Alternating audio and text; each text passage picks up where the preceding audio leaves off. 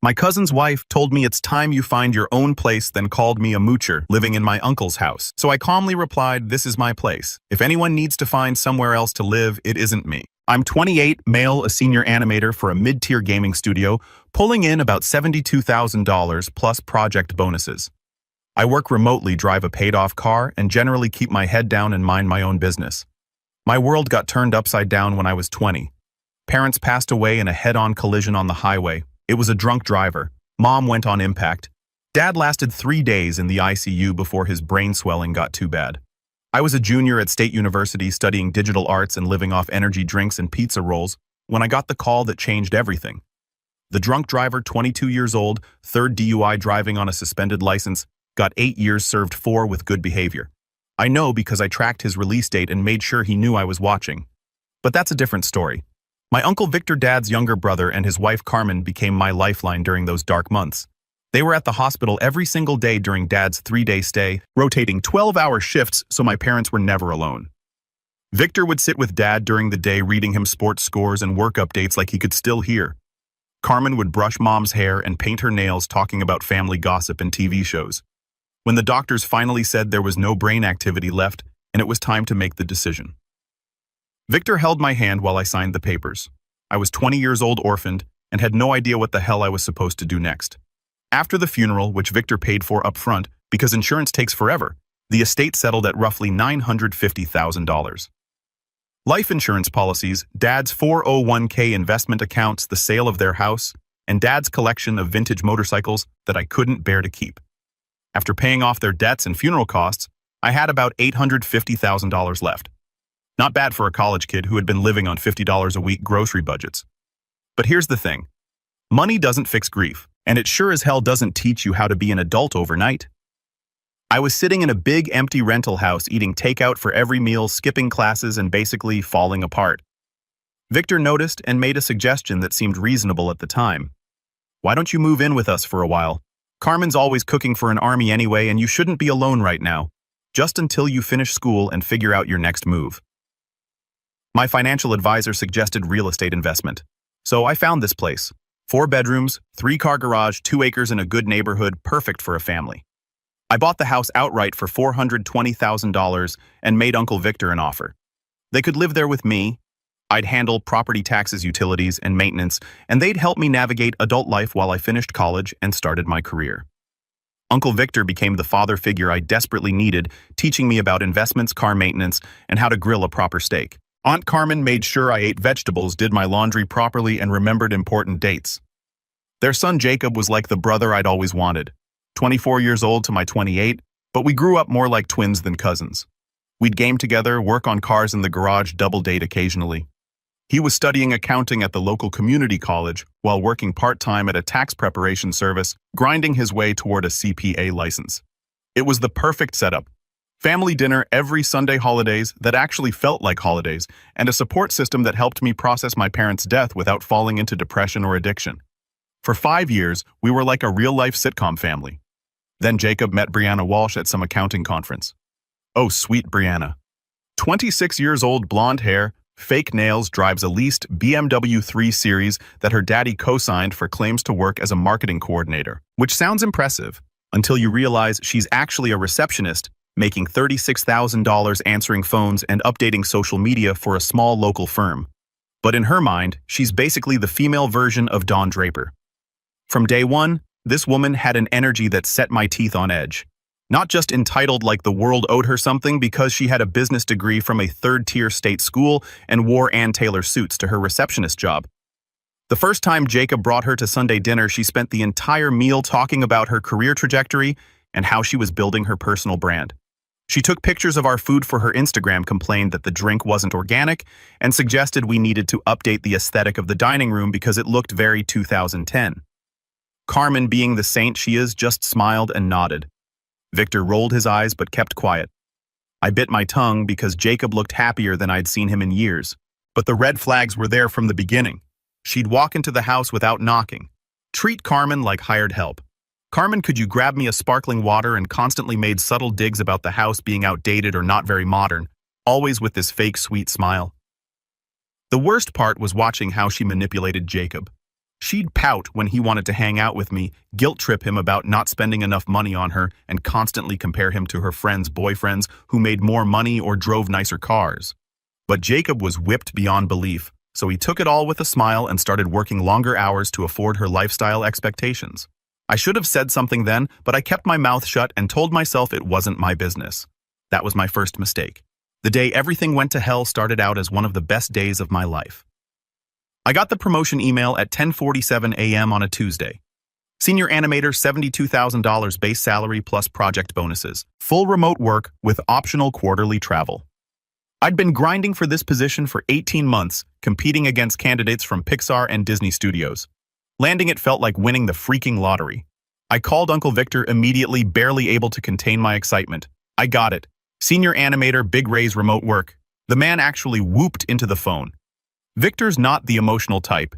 He considers it a celebration when he opens a second drink during Sunday football, but he was genuinely proud and it came through in his voice. "That's my boy Carmen. Get in here." Joseph got the promotion. I could hear Aunt Carmen shrieking with joy in the background. Then her voice came on speaker. "We're having a celebration dinner tonight, your favorite ribs, and I'm making that chocolate cake you love. You don't have to go through all that trouble." Victor cut me off. "This is huge. I'm calling Jacob right now and telling him to get his ass home early. We're doing this right." The fact that Victor was willing to interrupt Jacob's work schedule showed how big a deal this was. Jacob had been pulling 60 to 70-hour weeks at his accounting firm for the past 8 months trying to make partner before his 30th birthday.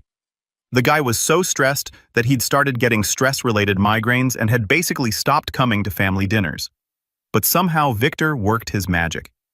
By 6 p.m., Jacob was walking through the front door with a bottle and flowers for Carmen, acting more like his old self than I'd seen him in months. The whole house had this electric energy.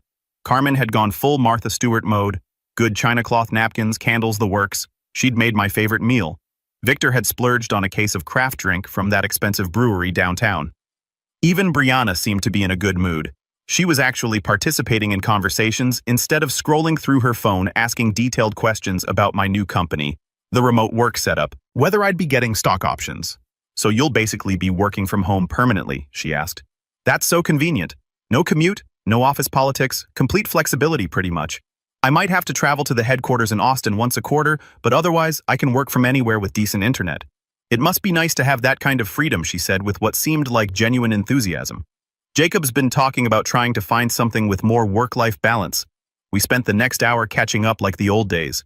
Victor telling embarrassing stories about my teenage years, Carmen showing off pictures from her garden club, Jacob actually laughing at my jokes. For the first time in months, it felt like we were a complete family again. I should have known it was too good to last. We were just finishing the main course when Brianna suddenly stopped eating. She set her fork down, placed her hands flat on the table, and got this weird, intense look on her face. The conversation gradually died as everyone noticed her strange behavior. "I have something to tell everyone," she announced, her voice taking on this theatrical quality that made my skin crawl. The table went completely silent. Victor sat down his drink. Carmen stopped clearing plates. Jacob looked confused, like he'd missed part of a conversation. Brianna took a deep breath, looked around the table to make sure she had everyone's complete attention, then smiled the biggest, most artificial smile I'd ever seen. "I'm pregnant." The reaction was instantaneous and explosive. Victor jumped up from his chair so fast. Carmen burst into happy tears, rushing around the table to hug Brianna. Jacob went through about 6 different facial expressions in 3 seconds. Shock, confusion, disbelief, and finally pure joy. "Are you serious?" he kept asking, staring at Brianna's stomach. "Are you really serious?" 8 weeks, Brianna announced proudly. I wanted to wait until I was sure before telling anyone. I was genuinely happy for them. Jacob and Brianna had been trying for almost 2 years, and I knew the fertility struggles had been weighing on Jacob heavily. He'd confided in me about the doctor visits, the tests, the mounting pressure. This was the best possible news. My mind immediately started racing with plans. We could convert the spare room next to their bedroom into a nursery, maybe finish the basement as a playroom. I was already mentally shopping for baby gifts and thinking about what kind of uncle I wanted to be. That's when Brianna's expression shifted subtly. She looked directly at me, and for just a moment her mask slipped completely. "Actually," she said, her voice dropping to a more serious tone, "there's something else we need to discuss as a family." The celebration energy in the room flickered. Victor sat back down slowly. Carmen stopped crying. Jacob looked confused again. She was about to drop a bomb, and she just made sure the blast would hit maximum impact. I think Joseph needs to find his own place. He's got a job now. Brianna continues looking directly at me with this calculating expression. A good-paying job, and with the baby coming, it's going to be inappropriate having a single man in the house. There won't be any issues, I say, trying to keep things cool. When the baby comes, I can help out. I could even finish the basement if you guys want more space. Brianna gives me this look that could freeze hell over. When I have this baby, I'll be breastfeeding around the clock. I can't be worrying about some guy seeing me half-dressed at 3 a.m. Some guy. 8 years of family dinners, and I'm some guy, but she's not done. Joseph, I'm not trying to be harsh, but you've been living here since college. Don't you think it's time you grew up and moved out? She tilts her head like she's talking to a slow child. Your uncle and aunt have been supporting you for years. They deserve to have their house back. Their house. That's when I knew this girl had completely lost her mind. Young men these days have no ambition. She continues, really hitting her stride now. Maybe it's time you learned some self-respect and started acting like an adult instead of mooching off family. Uncle Victor's face goes dark red. That's enough. You're way out of line. But freaking Jacob jumps to defend his pregnant princess. Dad, calm down. She's emotional because she's pregnant. Besides, she's not entirely wrong. Uncle Victor completely loses his cool. Starts yelling at Jacob about disrespect and ingratitude. Jacob fires back about setting boundaries. The whole dinner degenerates into a screaming match while I sit there watching my family implode over dessert. And Brianna, she just sits there with this smug little smile like she just solved everyone's problems. Time to educate this person about reality. Here's what really pissed me off. Brianna acting like I was some deadbeat loser who'd been mooching off Uncle Victor's generosity for 8 years. Like they'd been saints for putting up with me out of the goodness of their hearts. The truth, I owned the freaking house. When my parents died, I inherited $950,000. After paying off their debts and funeral costs, I had about $850,000 left. I bought the house outright for $420,000 and made Uncle Victor an offer. They could live there with me. I'd handle property taxes, utilities, and maintenance. Every month for 8 years, I've been paying the property taxes, homeowners insurance, utilities, and repairs. The new roof 2 years ago, me. The kitchen remodel Brianna specifically requested with granite countertops and stainless steel appliances. Also me, the HVAC system that died last summer. Yep, me again. Jacob knew some of this, but not the full picture. Uncle Victor and I agreed to keep the ownership details quiet because we didn't want weird family dynamics. Guess that backfired spectacularly. So there I am, listening to Brianna lecture me about mooching and self-respect while sitting in a house I own eating food I paid for, listening to her plan my eviction from my own property. The audacity was breathtaking. I look around the table. Time to drop some reality on Princess Entitled Brianna. Jacob. My voice comes out way calmer than I feel. You're both wrong about a few things. Brianna rolls her eyes like I'm about to make excuses. Oh, here we go. This house is mine. She actually laughs, like throws her head back and cackles.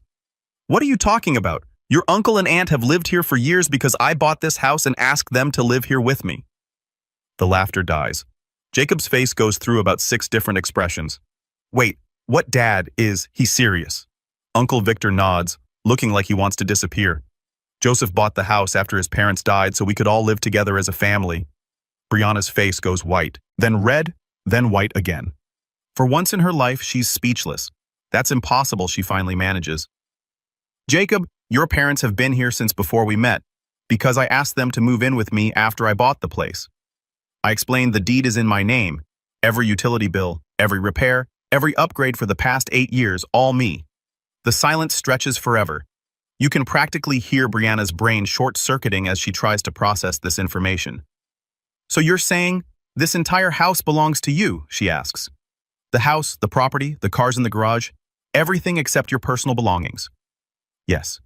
She tries to rally, but her voice is shaking now. Well, even if that's true, Jacob and I have been living here for 3 years. We have tenant rights. You have the right to live here as long as I allow it. I cut her off, which after tonight's little performance about me being inappropriate and needing to grow up, I'm seriously reconsidering. Brianna's face twists with rage and humiliation. She knows she screwed up monumentally, but she's too proud to back down. You wouldn't dare, she hisses. I'm pregnant with your nephew. I lean back in my chair and smile. Try me. She stares at me for a long moment, probably trying to figure out if I'm bluffing. Then she stands up, gives me a look that could melt steel, and storms upstairs without another word. Jacob follows her, still looking like someone hit him with a brick. I should have known Brianna would do something incredibly stupid. I just didn't expect her to do it the very next day. I woke up the next morning still pissed, but determined to handle this like an adult. Maybe we could sit down, clear the air, work out some boundaries. Brianna was pregnant and emotional. Jacob was caught between his wife and his family. Surely we could find a middle ground. I spent my first day at the new position setting up my home office equipment and meeting the remote team via video calls. Kept my phone on silent because I didn't want family drama interrupting my first impression. Big mistake. When I got home around 7 p.m., after grabbing celebratory drinks with some local coworkers, I knew something was wrong immediately. The house was dead quiet. No TV, no music, no sounds of life, just silence. I walked up to the front door and tried my key. It wouldn't turn. I tried again thinking maybe I was just tired or had the wrong key. Nope. The key wouldn't even slide into the lock properly. That's when it hit me. This POS changed the freaking locks. I walked around to the back door, the side entrance, even tried the basement. Every single lock had been changed while I was gone. Then I see movement upstairs. Brianna appears at the bedroom window and she's got this massive grin on her face. She opens the window and leans out like some kind of evil Disney princess. Looking for something? She calls down all fake innocent. Open the door. Brianna, I don't think so. This is our house now. You said yourself last night that you were reconsidering letting us live here. Well, I reconsidered too. We're staying. You're leaving. The absolute audacity. She changed the locks on my house and was acting like she'd outsmarted me. Brianna, you have exactly 10 seconds to open this door before I call the police. Go ahead, she shouts back. Call them.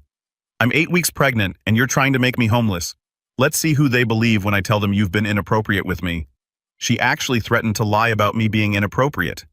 This pregnant psychopath was ready to destroy my life over a house that wasn't even hers. She slams the window shut and disappears, probably thinking she just pulled off the heist of the century. Poor stupid Brianna had no idea she'd just declared war on the wrong guy. I stood in my driveway for exactly 30 seconds, letting the rage wash over me. The kind of calm that should have scared her if she had 2 brain cells to rub together. First call the police explained the situation professionally. Someone had illegally changed locks on my property and was refusing entry. The dispatcher asked for proof of ownership. I rattled off the property address, my SSN, and told her everything was verifiable through county records. We'll have units there within the hour, sir. Second call, my lawyer left a detailed voicemail about illegal lockout and potential false accusations. Third call, my locksmith buddy Randy, who owed me a favor from when I designed his company logo for free. Fourth call, Uncle Victor. Where are you right now? Just leaving work. Why? Your daughter-in-law changed the locks on my house and threatened to lie to the police about me being inappropriate with her. Long pause. She did what? You heard me. I've got cops coming. This is about to get messy. Jesus Christ. I'll try to reach Jacob. Don't bother. He chose his side last night. 2 police cruisers showed up 45 minutes later. Both officers were veterans, probably dealt with this kind of domestic crap before. I showed them my ID, pulled up the property records on my phone, and handed over a printed copy of the deed I kept in my truck. Sir, everything checks out. Let's go resolve this. They walked up to the front door and knocked. Brianna took her sweet time answering, probably hoping they'd get tired and leave. When she finally opened up, her whole demeanor changed. What's going on? She asked, trying to sound confused and vulnerable. Ma'am, we verified that this property belongs to the complainant. You've changed the locks without the owner's permission, which constitutes illegal lockout under state law. But I'm pregnant, she protested. He's been inappropriate with me. I don't feel safe. Ma'am, do you have any evidence of inappropriate behavior? Any reports filed? Any witnesses? Her face went red. Well, no, but then you need to allow the property owner access to his home immediately, or you'll be arrested for criminal trespass and illegal lockout. The second officer stepped forward. You have 2 minutes to gather your essential belongings and vacate the premises. The property owner will determine if and when you can return. Her face went through every emotion possible. Rage, panic, desperation, pure hatred. She knew she was screwed. This isn't over. She hissed at me as she grabbed her purse and keys. I looked her dead in the eye and smiled. Actually, it's just beginning. The next 24 hours were crucial. While Brianna was probably crying to Jacob about how mean I'd been, I was doing what I do best, gathering intelligence and building a case. Being an animator meant I knew my way around digital platforms and social media, and I had access to research databases that most people don't even know exist. Time to see who Brianna Walsh really was. What I found was even worse than I'd expected. This woman was a walking financial disaster wrapped in designer clothes and fake confidence. Financial status. Through credit monitoring services and public records, I discovered $52,400 in credit card debt across 7 different cards, $8,200 behind on her BMW lease payments, 2 previous evictions in the past 5 years, for non-payment of rent, student loan debt of $67,000 for a degree in communications from a third-tier state school, based on her bank routing numbers from checks she'd written, which I could cross-reference. Her checking account was basically empty employment history. Public records and LinkedIn cross-referencing revealed marketing coordinator at Summit Marketing Current. Actually a receptionist making $36,000 per year. Fired from previous job at a real estate firm for attendance issues. Fired from job before that for misrepresenting qualifications. Average job tenure 9 months, legal issues. Court records showed DUI from April 2019 that she'd somehow kept hidden from Jacob. 4 unpaid parking tickets totaling $380. Small claims court judgment against her for $2,100. Unpaid furniture lease. Social media analysis. This is where it got really interesting. I spent hours going through every social media post Brianna had made in the past year, and it painted a picture of someone living a completely fabricated lifestyle. Instagram posts about my beautiful kitchen. My kitchen that I'd paid $28,000 to renovate. Sunday dinner in our dining room, again my dining room, relaxing in our gorgeous backyard, my backyard that I paid to landscape. But the best part, posts about being a marketing executive and building her brand, accompanied by photos of expensive meals, designer purses, and luxury vacations that she clearly couldn't afford on her actual salary. She'd been using my house, my family, and her credit cards to fake a lifestyle for social media. The level of delusion was staggering. The most damaging discovery came from some basic social engineering. I created a fake Facebook profile as a concerned friend and reached out to her sister asking if she'd heard about Brianna's housing situation. The sister, thinking I was someone from Brianna's social circle, spilled everything. Brianna had been planning to kick me out for months. She'd actually researched tenant rights laws, consulted with a lawyer about adverse possession, and had been building a case that she and Jacob were the real occupants of the house. Her plan was to claim that Victor and Carmen were the original tenants, that Jacob had inherited the tenny when he moved in, and that I was just a long-term guest with no legal rights. She'd even researched how to establish homestead rights in our state. The lockout wasn't an emotional response to our dinner argument. It was phase 1 of a premeditated plan to steal my house. Armed with this information, I called Jacob. "We need to talk in person." He showed up at my office coffee shop the next evening looking like he hadn't slept in 48 hours. "Good. Joseph, man, I'm so sorry about the locks." Brianna was emotional. She wasn't thinking clearly. "Shut up and sit down." I slid a manila folder across the table. "Your wife has been planning this for months." Jacob's face went white as he flipped through the printouts I'd compiled. I watched him discover that his wife was drowning in debt, had lied about her job, had a DUI conviction, and was essentially bankrupt. "This can't be right," he whispered. "She told me she made $55,000. She said her credit was excellent. Your wife has been lying to you about literally everything I said. Her job, her income, her debts, her criminal record. She's been using my house as a prop for social media while planning to steal it from me." I let him absorb that for a minute before dropping the real bomb. "She's been researching adverse possession laws, Jacob. She consulted with a lawyer about how to claim legal ownership of my house. The lockout wasn't emotional, it was calculated." Jacob looked like he was going to throw up. "Oh God. Joseph, I had no idea. I swear to you I had no idea about any of this." "I believe you," I said, and I meant it. Jacob was many things, but he wasn't a schemer. But here's the thing. You chose her side over family without knowing any of the facts. You defended her when she attacked me, and you backed her to kick me out. I know. I screwed up. I was trying to keep the peace, and you chose to screw over the family. I cut him off. I pulled out a second folder. "Here's what's going to happen. You and your lying, thieving wife have 30 days to find your own place. I'll help with moving expenses because I love Uncle Victor and Aunt Carmen, but you're done living in my house." Jacob stared at the eviction notice I'd prepared. "Joseph, please. She's pregnant. We don't have any money saved up. Maybe you should have thought about that before your wife decided to declare war on me. What if I talk to her? What if she apologizes?" We could work something out. I leaned back in my chair and gave him a look that made him stop talking. Your wife tried to steal my house, lied to police about me being inappropriate, and threatened to destroy my reputation and career. There is no working anything out. There is no going back to normal. She declared war, and now she gets to deal with the consequences. He left looking like a broken man. I almost felt sorry for him. Almost. 3 days later, Jacob called. His voice was hollow. Defeated. Joseph, we'll move out. Brianna's agreed to find an apartment. Just please don't destroy her completely. She's carrying my kid. Smart choice. I said you have 30 days. But I wasn't done with Princess Brianna yet. Not by a long shot. See, the thing about people who live fake lives is that their entire existence depends on maintaining the illusion. Take away the props, expose the lies, and the whole house of cards comes crashing down. Brianna had spent 3 years using my house, my family, and my generosity to build a fake lifestyle that impressed her friends and followers. Time to show everyone who she really was. Phase 1. Social media exposure. I waited until Jacob and Brianna had found their apartment and started moving their stuff. Then I remember all those Instagram posts about her beautiful home. I'd screenshot every single one over the past year.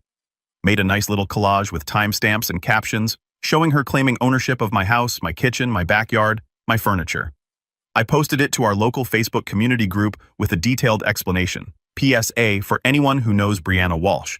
This woman has been posting pictures of my house on social media for the past 3 years, claiming it's hers while living there rent-free as a guest. She recently tried to steal the property by changing the locks while I was at work and threatening to lie to the police about me.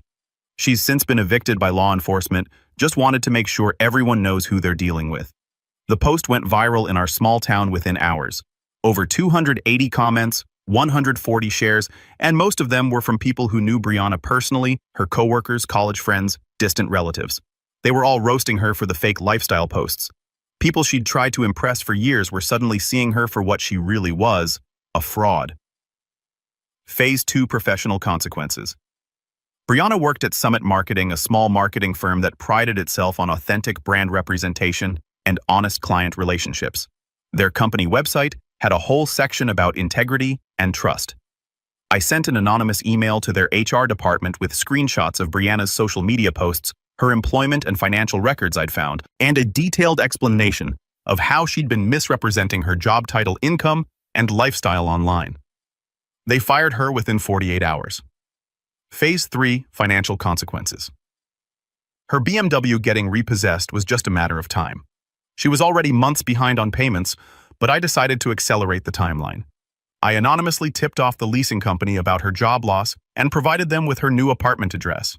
They repossessed the car from the apartment complex parking lot on a Tuesday morning, right in front of all her new neighbors.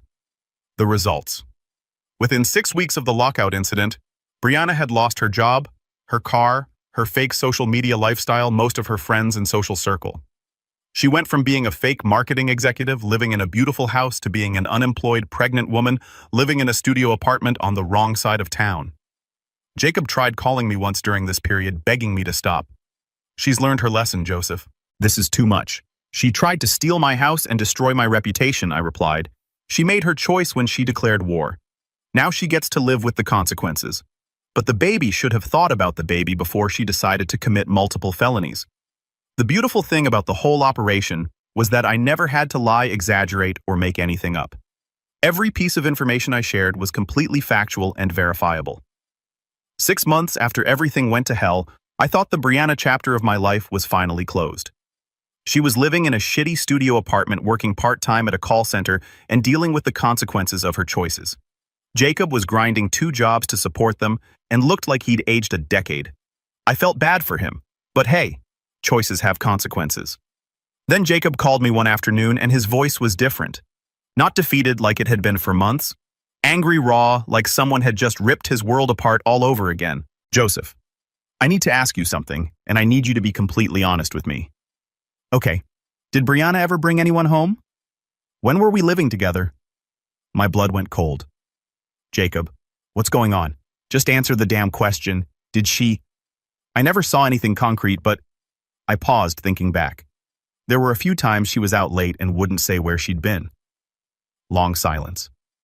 Then I noticed the baby doesn't look like me. What do you mean it doesn't look like you? Oliver's 3 months old now, and he doesn't look like me at all. Not even a little bit. And Brianna's been acting weird about it, gets defensive when people mention it. I could hear the pain in his voice.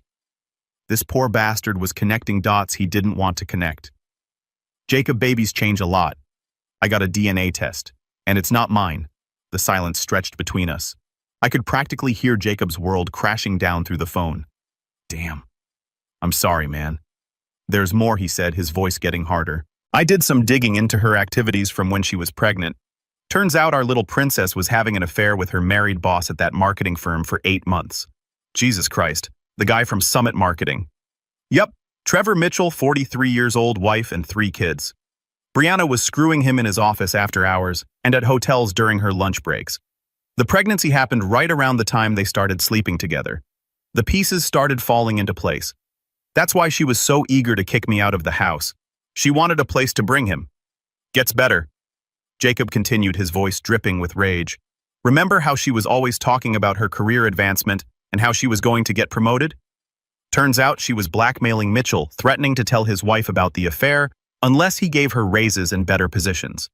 When you exposed her fake lifestyle and she got fired, Mitchell panicked and confessed everything to his wife to get ahead of it. His wife filed for divorce and took him for everything. This was better than anything I could have orchestrated myself. So what are you going to do? I already filed for divorce. Her own lawyer told her she's screwed and the house of cards comes tumbling down. I said the next few weeks were like watching a car crash in slow motion. Jacob's divorce went through without a hitch. Turns out when the kid isn't yours and your wife committed paternity fraud, the courts aren't very sympathetic to her situation. Brianna lost everything. Again, the apartment couldn't afford it without Jacob's income. The baby courts awarded temporary custody to Mitchell's ex-wife since she was the only stable parental figure, and what was left of her reputation. Hard to maintain even the pretense of dignity when everyone knows you committed paternity fraud. Mitchell's ex-wife, Rebecca, was apparently a saint who felt bad for the baby being caught in the middle of this mess. She agreed to let Jacob maintain a relationship with Oliver if he wanted since he'd been the only father figure the kid had known. Jacob, being a better man than Brianna deserved, actually took her up on it. Last I heard, he was dating Rebecca's sister and helping raise all 4 kids, Mitchell's 3 plus Oliver. Turned out better for him than staying married to a lying, cheating fraud. As for Brianna, last I heard she was living in a women's shelter 2 towns over, working at a gas station, and telling anyone who'd listen that she was the victim of a vast conspiracy between me, Jacob Mitchell's wife, and the entire judicial system. Some people never learn. Jacob and I eventually patched things up. He apologized for choosing crap over family, I apologized for being so nuclear in my response, and we agreed that some lessons have to be learned the hard way.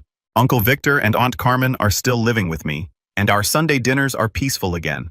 No drama, no fake smiles, no one plotting to steal my house.